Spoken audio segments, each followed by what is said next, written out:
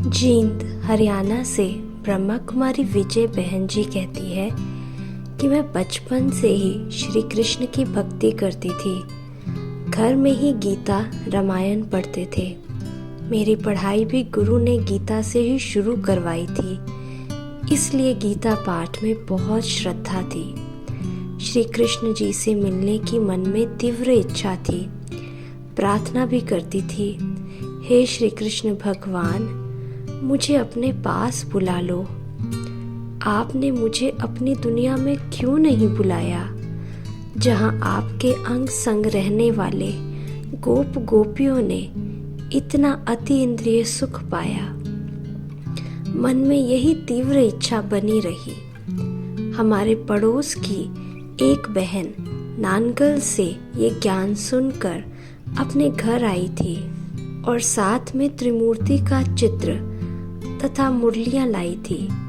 एक दिन उस बहन ने त्रिमूर्ति के चित्र में ब्रह्मा बाबा का फोटो दिखाते हुए कहा कि ये ब्रह्मा तन में शिव परमात्मा आकर ये ज्ञान सुनाते हैं, ये मुरली है। ब्रह्मा बाबा के चित्र देखते ही ऐसा अनुभव हुआ कि मैं इस बाबा को कई बार पहले भी मिली हूँ और जैसे इन मुरलियों को पढ़ती रही हूँ। चित्र देखते देखते मैं गुम हो गई और इस देह की दुनिया को ही भूल गई, किसी दूसरे लोक में पहुंच गई। ऐसा अनुभव होने के बाद मैं रोज उन मुरलियों को पढ़ती रही। बाबा से मिलने की लगन बढ़ती गई। कुछ समय के बाद लौकिक माता पिता भी ज्ञान में चलने लगे। बाद में किसी कारण से लौकिक पिताजी विरोध करने लगे। उसी समय दिल्ली में मम्मा आई थी। पिताजी को मम्मा से मिलने भेजा। मम्मा से मिलकर पिताजी बहुत खुश हो गए। सन 1960 में गांव में अपने घर पर ही मुरली पढ़ने लगे। जब बाबा दिल्ली में मेजर भाई की कोठी पर आए, तब लौकिक पिताजी के साथ मैं भी बाबा से मिलने गई। बाबा की दृष्टि पड़ते ही बहुत लाइट माइट का अनुभव हुआ। सुबह की क्लास में बाबा के सामने ही बैठी थी और एकाग्रता से मुरली सुन रही थी। बाबा के एक एक बोल अंदर जा रहे थे और मुझ में शक्ति भर रहे थे। मन आनंदित हो रहा था। वह दिन कभी नहीं भूलता और आज भी याद आते ही मन उस आनंद की दुनिया में खो जाता है।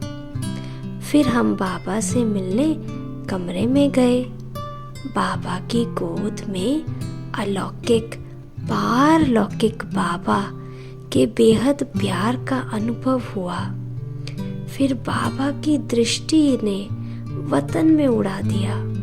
2 दिन तक बाबा के साथ मेजर की कोठी पर ही रहे।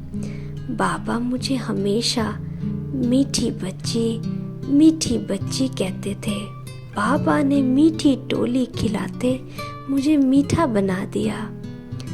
उस मीठे वरदान से बाबा सबको मीठेपन का अनुभव कराते थे। सन 1963 में मैं पहली बार मधुबन बाबा से मिलने गई। एक दिन सुबह की मुरली में बाबा ने कहा कि तुम बच्चे ही विद्वान भी हो, पंडित भी हो। उस दिन रात्रि को बाबा के साथ भोजन कर रहे थे तो बाबा अपने हाथों से मुझे गिट्टी देते हुए बोले, बच्ची तुम पंडित विद्वान विजय लक्ष्मी हो। जैसे कि बाबा ने मेरे में विद्यता भर दी।